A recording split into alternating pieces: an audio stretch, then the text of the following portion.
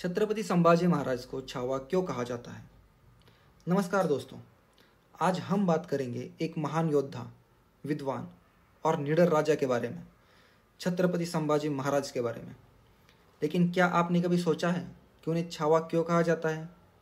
यह शब्द सिर्फ एक उपनाम नहीं है, बल्कि उनके साहस, बलिदान और पराक्रम का प्रतीक है। तो आइए जानते हैं संभाजी महाराज को छावा क्यों कहा जाता है। छावा का अर्थ है शेर का बच्चा। यह नाम संभाजी महाराज को इसलिए दिया गया क्योंकि वे अपनी शौर्य गाथा, तेजस्वी बुद्धिमत्ता और अदम्य साहस के कारण एक सच्चे शेर की तरह थे। वे अपनी युवावस्था से ही अपने शौर्य और रणनीति के लिए प्रसिद्ध हो गए थे। इस शब्द का इस्तेमाल मराठी संस्कृत में वीर, साहसी और निडर योद्धाओं के लिए किया जाता है।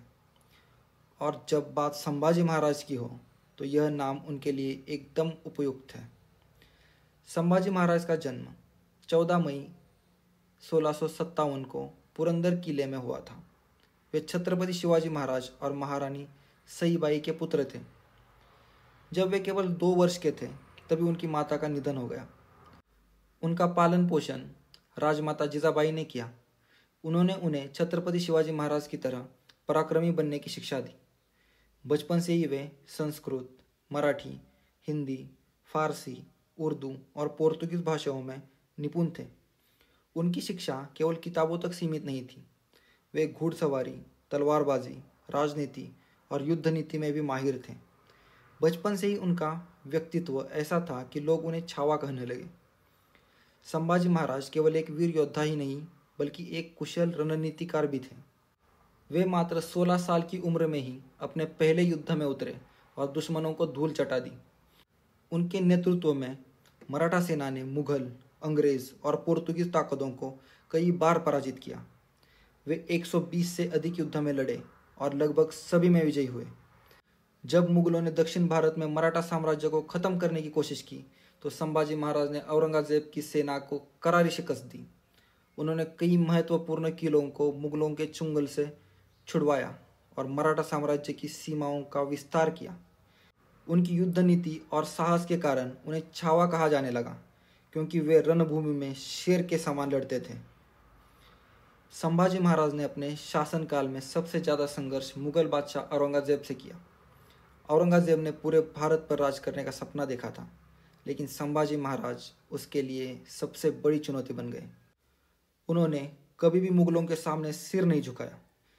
जब कई राजाओं ने मुगलों से संधि कर ली, तब भी संभाजी महाराज अपने स्वाभिमान और धर्म की रक्षा के लिए डटे रहे। 1689 में एक गुप्त षड्यंत्र के तहत उन्हें संगमेश्वर में पकड़ लिया गया।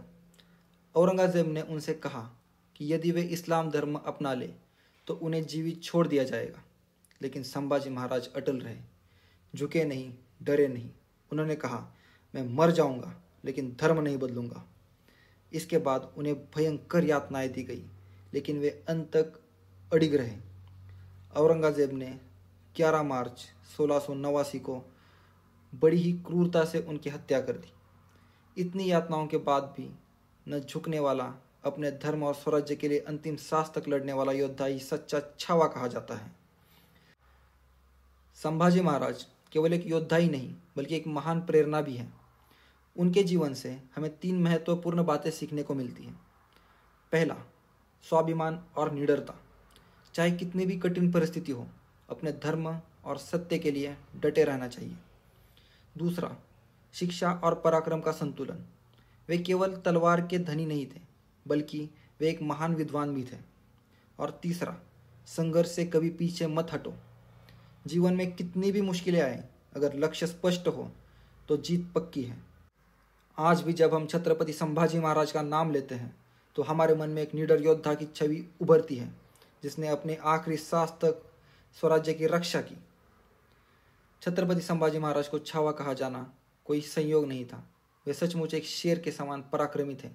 उनका जीवन हमें साहस और निष्ठा और स्वाभिमान की सीख देता है। अगर आपको यह वीडियो पसंद आया हो तो लाइक, शेयर और सब्सक्राइब जरूर करें। और हाँ, छत्रपति संभाजी महाराज की जय लिखकर कमेंट जरूर करें। जय हिंद, जय महाराष्ट्र।